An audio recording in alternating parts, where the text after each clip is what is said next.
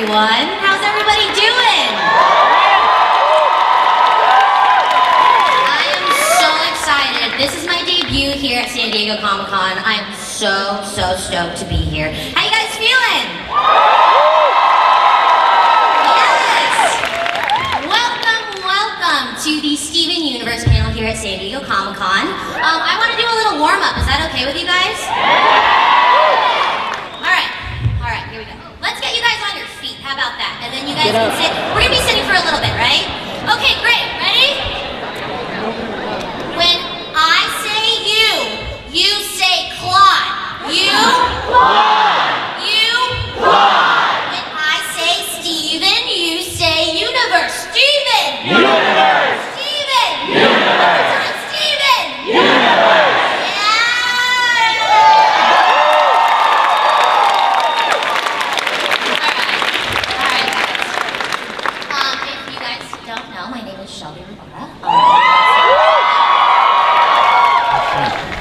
Shall we get started?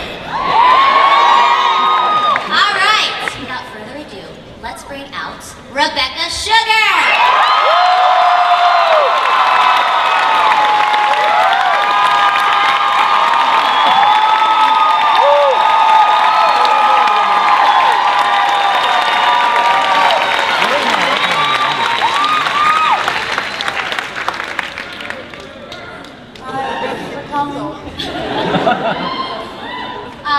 First of all, a big congratulations on your Emmy nomination. Let's give it up.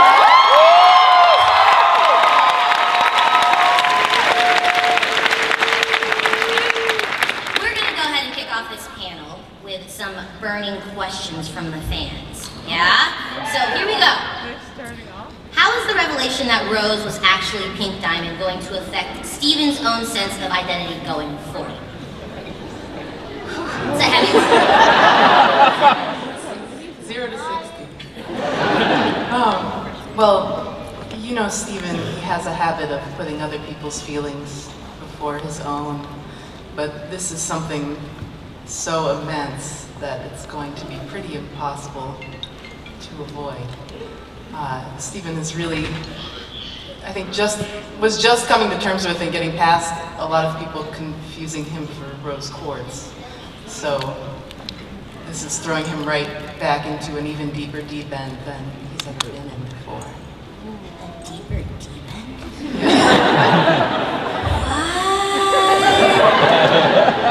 What? That's insane, Rebecca. Cheap kids. I mean, honestly, yeah, I agree.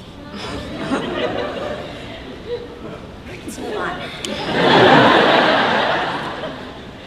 In the heart of the Crystal Gems arc, Ruby and Sapphire, my favorite, separated, then reunited on their own terms. How long have you been planning that concept for Ruby and Sapphire's wedding? Oh my gosh, it goes years and years back.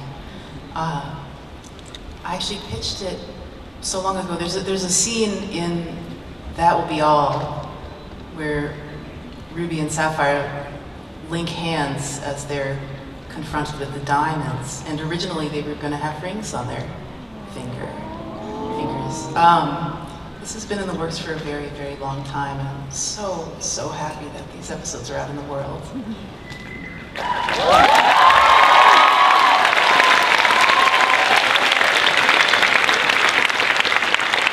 that is, when I watched it, when it came out, it was one of the first times you've ever seen that sort of connection between, you know, on a cartoon. So it was just awesome. I'm just kidding.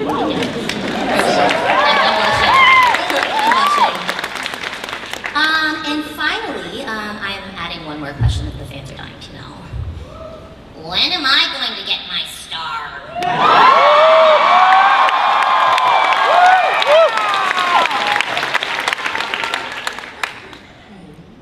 That's really up to you as you I don't know. reinvent yourself. I'll have to talk to Peridot about that one. She's real busy. All right, should we bring out the rest of the cast? All right. The voice of Steven Universe, here is Zach Callison. Looking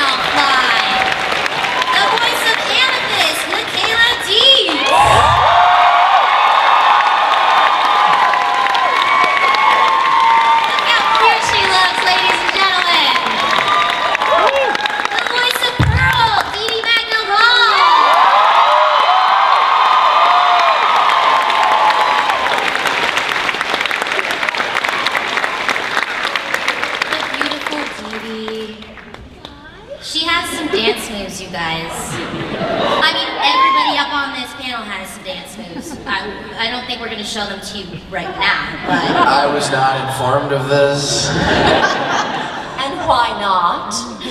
We have so much fun as a cast, whether it's recording or doing events for Cartoon Network. You know, we did a couple things this past year, such as an event at Universal City Walk at Voodoo Donuts. Yeah, the donuts, has anybody been to Voodoo Donuts? Yes!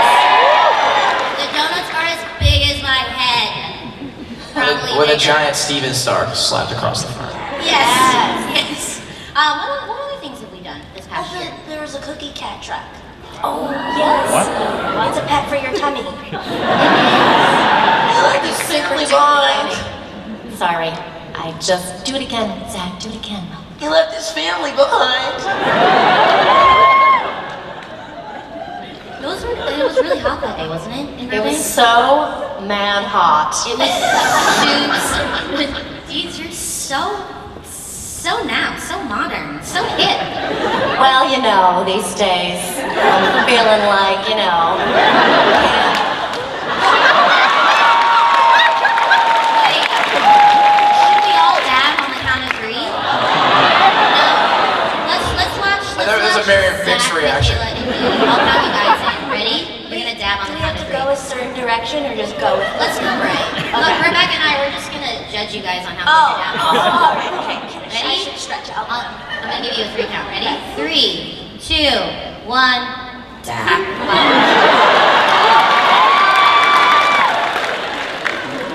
I would like to state for the record that dab was ironic. Fine, I meant it.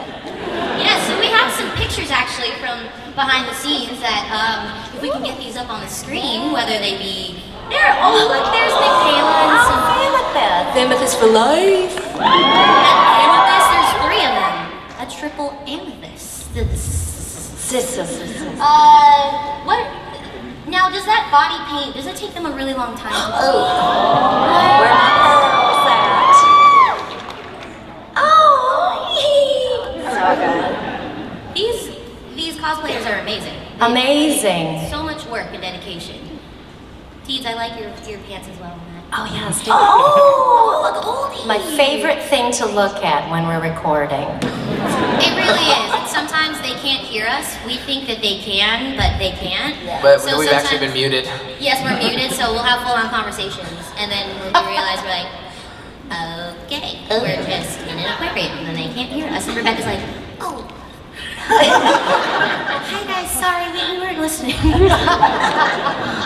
Not like we have any in-depth questions or anything like that. Or, you know. Oh, there's Voodoo Donuts. That's so many donuts. And those The were all wall of edible. donuts. Yeah, I accidentally backed into that wall. They were like, Zach, stop, those are real. You backed into your own face. I didn't even think about that. That's kind of unnerving. But look how excited Michaela and Zach are. Mouth open, waiting for a donut just to fly on it. I feel like someone just said something funny, and we both reacted. Yeah, that's a genuine one.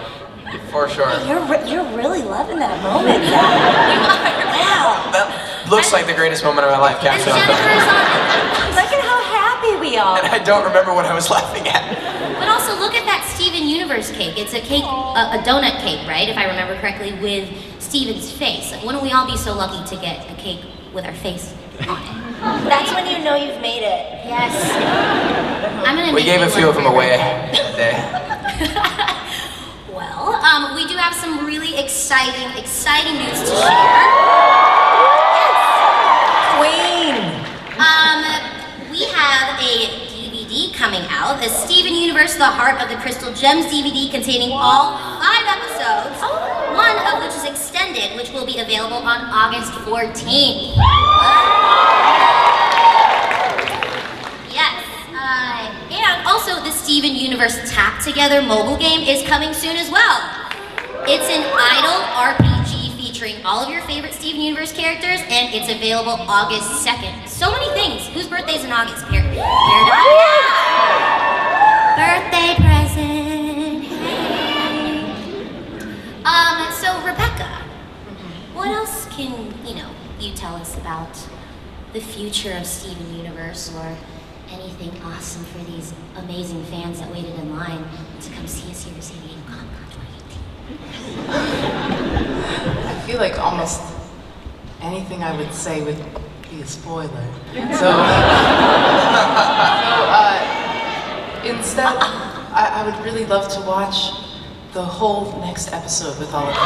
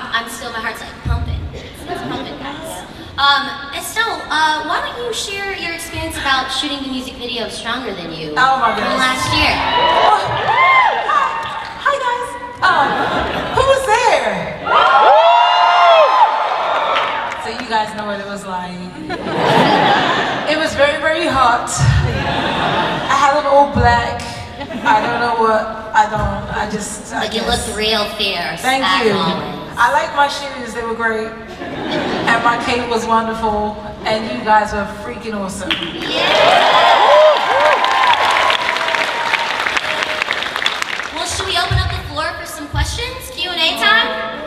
Yeah? All right. Let us take the first question. Hi, Rebecca. So recently in an interview, you came out as like a non-binary woman. First of all, what exactly does that mean? And second of all, what are your pronouns? I like both she, her, and they, them. I am fine with being perceived as a woman, but it's not something I really identify with internally, which is why I've been hesitant to talk about it.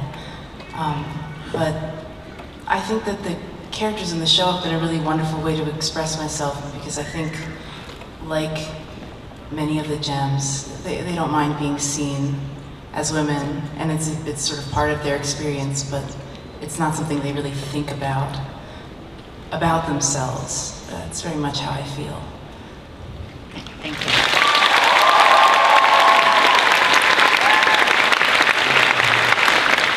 This just feels like I'm eating white diamond right now. Like, this is insane. So my question is to Rebecca. I know that with the world of animation, you pull from all different aspects of the spectrum. So how, in this broad, or I'm using spectrum again, how do you, I guess, maintain originality while still pulling from things that you love? I love to pull from a very wide net of things. I think that's really inspiring, just opening yourself up to as many influences as possible and taking your favorite bits of each. White, for example, is very inspired by the drawings of Nell Brinkley. If you've ever seen Nell Brinkley's drawings, an illustrator from the early 1900s. I like to pull from Lottie Reinicker's work. I like to pull from really early classical pieces of animation. And the thing that's so wonderful about animation is that it's a medium, it's not a genre. So people have tried so many fascinating experimental things, and so many interesting things have been translated into animation in interesting ways. So if you love an illustrator or a painter or a novel that sparks your imagination, you can bring that into your animation. And I think the more inspired you are, the more inspiring your work will become. All right, thank you. Thank you so much. Yeah, and kind of piggybacking off of that, I think I'd like to ask, the voice cast of Steven Universe, is there any actors or actresses that you guys pull from or artists that kind of inform your work? Or still like music-wise? Oh yeah, music-wise and voice acting-wise. My hero is Cree Summer, voice acting. Music-wise, yeah, everything and everyone. I was listening to a song on the way up and I was like, I think they got the vocal for that from the Rocky Horror Show. And you could tell because of the way they had done the lyric. I think it was Jermaine Stewart, Somebody's Watching Me. I can't remember. Oh, yeah. And then the whole verse, they kind of say like this, and they sing the whole verse like this, and and then they sing on the chorus, and it's just like, okay, you can see where they got the influence from. So I did a similar thing with music, and you can pull it apart like that. By the way, I'm a big fan of your Tyler Creator. Why, thank you. Oh yeah. I'm I second fangirling that. up here. I never get to see Estelle, so I'm kind of like... Hi, Estelle. My name's Shelby. I only recorded with you once, but I'm a big fan. Dee, any inspirations in your artistic life? Oh gosh. Well, I just think, just at the top of my head, I'm thinking of Eric Bauza, who's amazing. Yeah. Can do anything and everything. But when we were trying to come up with Blue and Yellow Pearl, we pulled from like, I think for Blue it was like Marilyn Monroe, Betty And Boop, a little Ellen Green. okay, yes. Yeah. And like Yellow Pearl was like a telephone operator sound, Right, yeah. So very specific, conversation about what you have, your vision of what she sounds like, but yeah. Ooh. Oh, me? Next. Oh man. I'm trying to think like specific to Amethyst. Sometimes I try to channel like a little bit of Rebel Wilson. A Reverend Sassy. Yeah, so Good. As a voice actor, I mean, not necessarily like for Steven, but just to watch them work. Guys like Jim Cummings and Jess Harnell, like amazing veteran voice actors who have incredible range, and I've been able to call friends over the years. I sort of grew up doing sessions with them and absorbing as much as I could, and that was a big inspiration. Musically, my favorite band is Muse ever, and they have very like operatic, theatrical singing, like we do sometimes on the show.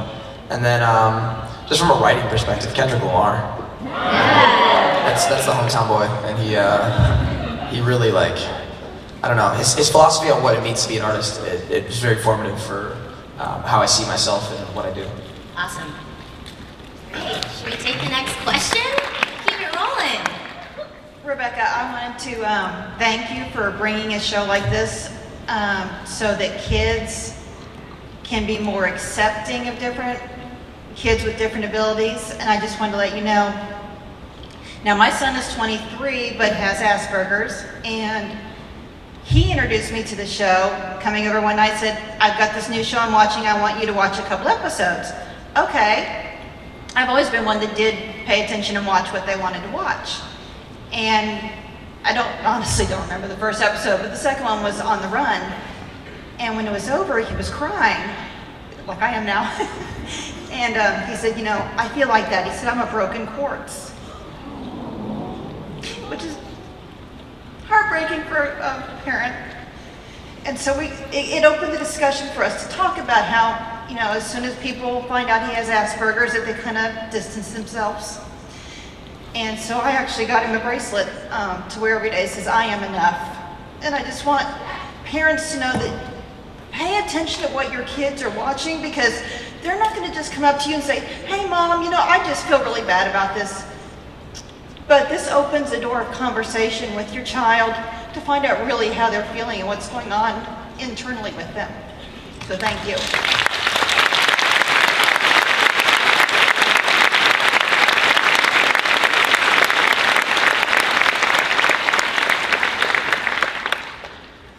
Before I start, I'd like to congratulate on your Emmy-nominated film, Jungle Moon. And with that said, what's the inspiration on the world environment in Jungle Moon? Oh my gosh, I wish my entire background department were here to speak to that. We pulled from a variety of different types of plants, asparagus and artichokes and strange, already vaguely alien-looking shapes. It was really exciting to suddenly get to make an environment that was completely otherworldly. So we were really jumping at it. But the credit goes to my incredible background team. It's so inventive and beautiful. And the color team as well just brought everything to life. Thank you for noticing. And I gotta say, when I saw that one scene, I thought to myself, if this was a video game right now, you would probably be No Man's Skies. Because that one shot reminded me of No Man's Skies. Thank you so much. And big shout out to Steven Universe. We have some of the Cruniverse here watching, I think, in the crowd. Big shout out to you guys. Our show wouldn't be what it is if it wasn't for this huge collaborative, team that we have, and as voice-over artists, we just hope to do our best work to make your guys' vision come true. So on behalf of all of us, we want to thank the Cruniverse out there. I always try to, thank them when I can on a public stage, so. All right, next question. My question is, will there ever be a dance party episode? There better be. Oh, please keep watching. We have dance parties in the booth all the time. That's true. I don't know if you guys know that Shelby is an incredible dancer. The tap dancing in Mr. Greg was choreographed by Shelby.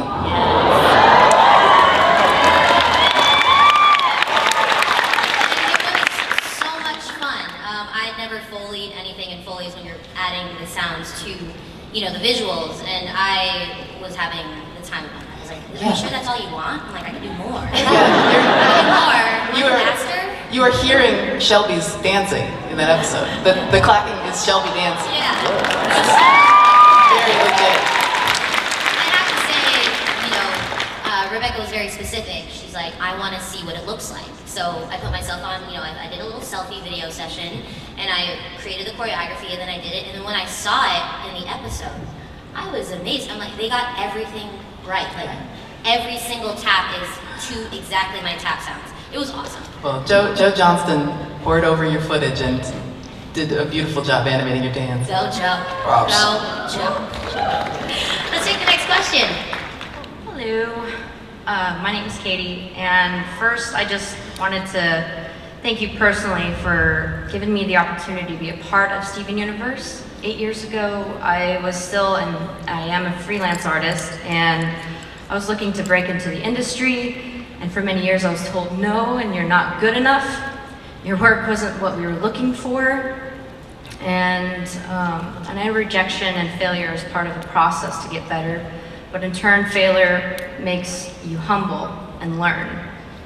And I was given the opportunity to draw this variant cover and the short story inside the comic, and it was the first time that I felt like I was taken seriously and accepted as a female artist.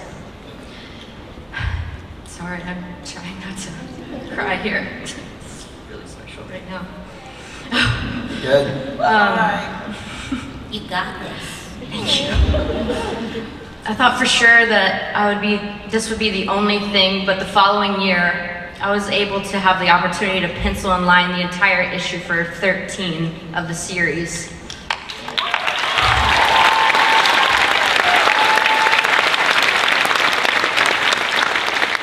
I don't know if anything from Boom Studios is directly given or accepted by you, but regardless, I wanted to say thank you. And from all the discouraging times where I thought I would give up, or think I was useless and not good enough,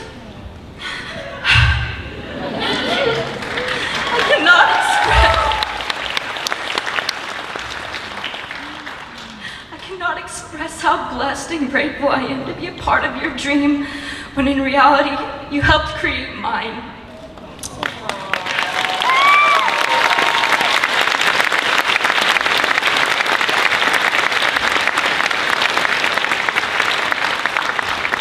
Thank you. I do have a question though. How do you approach two characters meeting for the first time?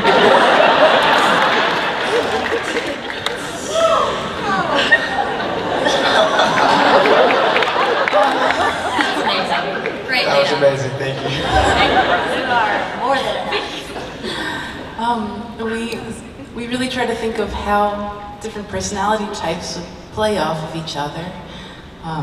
We try to really base our characters off of reality, real things we know about ourselves and our friends. So when there's friction or an instant relationship, we always try to have it come from some sort of truth.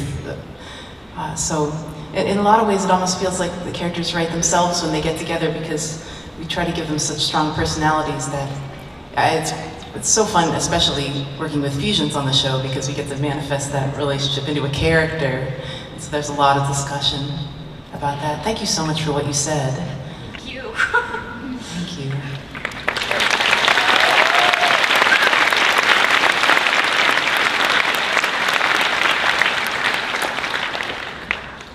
Hello.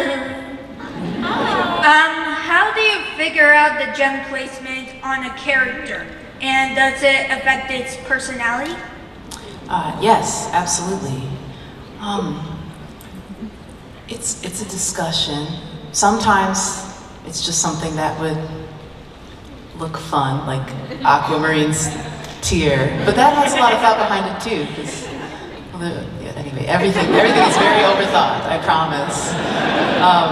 I think generally we think about sort of if a gem is cerebral, if a gem is sort of brave and impulsive, the chest feels right, or sort of sensitive and intuitive, the belly feels right. I think of the back as being a sign of sort of vulnerability, because other people have access to you, but you kind of don't have access to yourself. I think back gem placement is really interesting.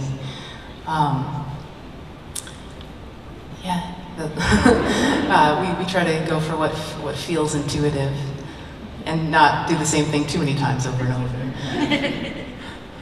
What if we came into every single recording session and actually wore our gem where it was? Should we do it? I'm gonna need a lot of glue. I'm into it. I would do that. Yes. Some midriffs we can dig up for you, Zach.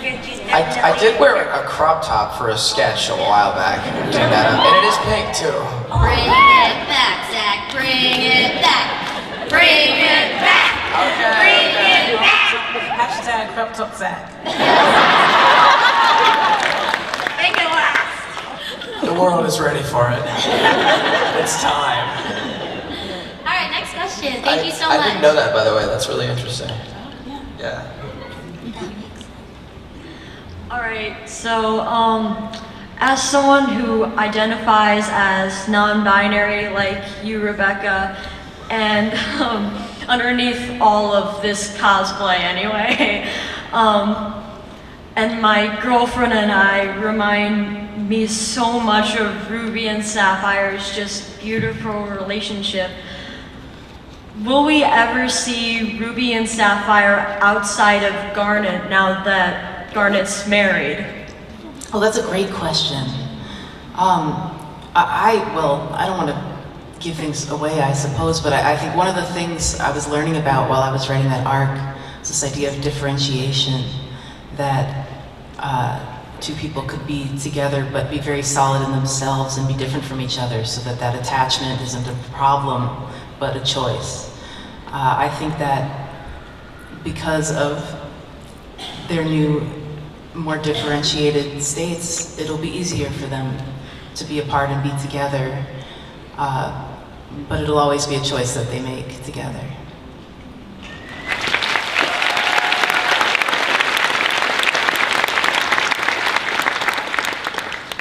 Hi. So, Dope sweater. I want your sweater. Thank you. It's from We Love Fine. So, Steven Universe is like really layered and creative. So, as someone who aspires to be a writer and maybe even a voice actor, what advice would you give to like create your own story arc or your own character for your own Steven Universe? I would just say make a lot of stuff. And personally, it was really helpful for me to do comics. I did independent comics for a long time before I was doing animated films, and just the more stories you write, the better you'll get at it. It's just trial and error and practice, and definitely don't wait. Just do it, and also your own voice will be honed as you make more and more things. Being able to sit down and read your own work is so critical. Until you can make something and then step back and look at it and see what you're doing and how you can do it better, it's kind of impossible to move forward. So just pump stuff out. Just make a ton of writing, make a ton of drawings, and you'll end up standing on a mountain of all that work by the time you're done. Thank you. To be a voice actor, a quick piece of advice, I'd say don't practice doing voices or making voices. Focus on making characters. The characters should have the voice come from their past experience and their thoughts, rather than just being like a filter on your own voice. If that makes sense. And also, I mean, rejection is part of the process. We've heard from one of the question askers before. It's going to happen a lot. It's such a numbers game, so don't be afraid of the word no. Just let it drive you forward. And if it means something to you, keep going.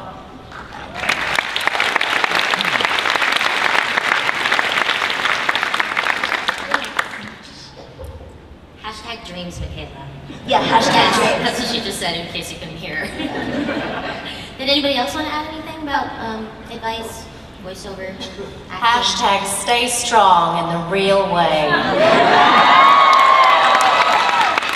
But seriously, just keep that energy and that passion that is the reason why you're doing the thing that you love. Don't forget that. Yeah, I think you have to remember what keeps you hungry, and feeding yourself with creativity and artistry, surrounding yourself with that will help you, whether it be writing. I think Hillary Florido, I think I read on her Twitter once, she said, sorry not to coach you, Hillary, but I'm going to. She said, you can't go back and fix something that's not there. So if you have nothing to edit, then you can't really step forward from that. So put it all out there, and then you can go from there, and it's just baby steps forward, and then before you know it, you persevere, and you're like, I'm here moderating the Steven Universe panel. Here's guys, dreams come true. Dreams come true. You were doing so great, Shelby. Thank you.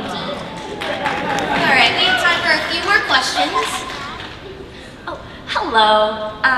My question is for Rebecca. So, during the creation of Steven Universe, while you were still developing it, which character has gone through like the most changes or was like the most difficult to sort of get like a set design or personality for?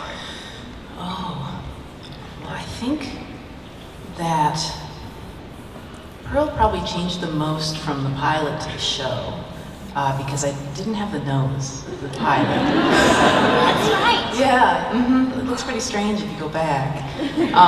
That was a really tough design to figure out. But also, I think everyone has changed a lot because I've gotten to know all of you, and so the characters have become so much more like you guys than they were before I knew you. I think even in the pilot, Pearl isn't particularly maternal, but once I got to know you, that was pretty unavoidable. Yeah, I think everyone evolved a lot. Amethyst evolved a lot. I think, oh my gosh, everybody, everybody has been a journey. That's a really good question. Thank you. Thank you, Rebecca. You're such an inspiration to me. Thank you. We have time for one more question. Hi, my question, I guess, is for Rebecca, but first I wanted to say thank you for making such a wonderful show. I wish I had a show like this when I was younger, going through a lot of mental health issues, and I think that the message you give the children is so beautiful, and all of you guys out here are so lucky to have a show like this. You have it now. You have it now. Yes. You have it now. A little more serious.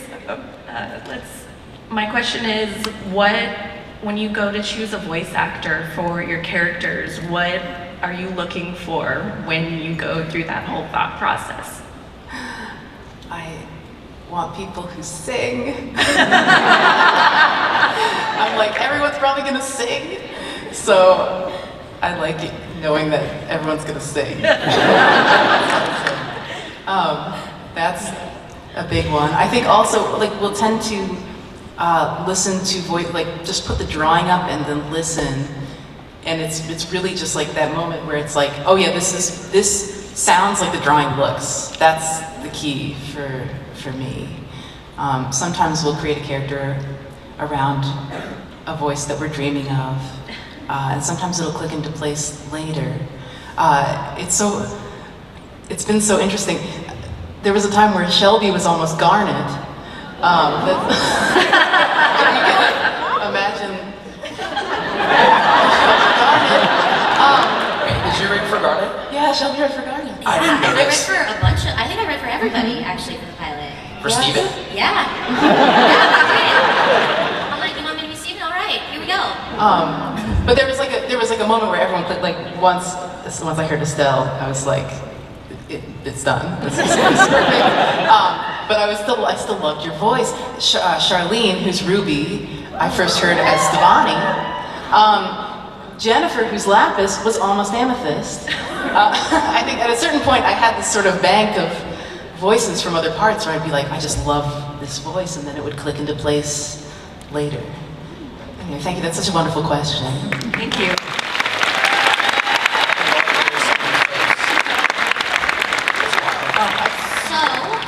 Before we go, we all have one more thing that we would like to show you. Let's hit the lights.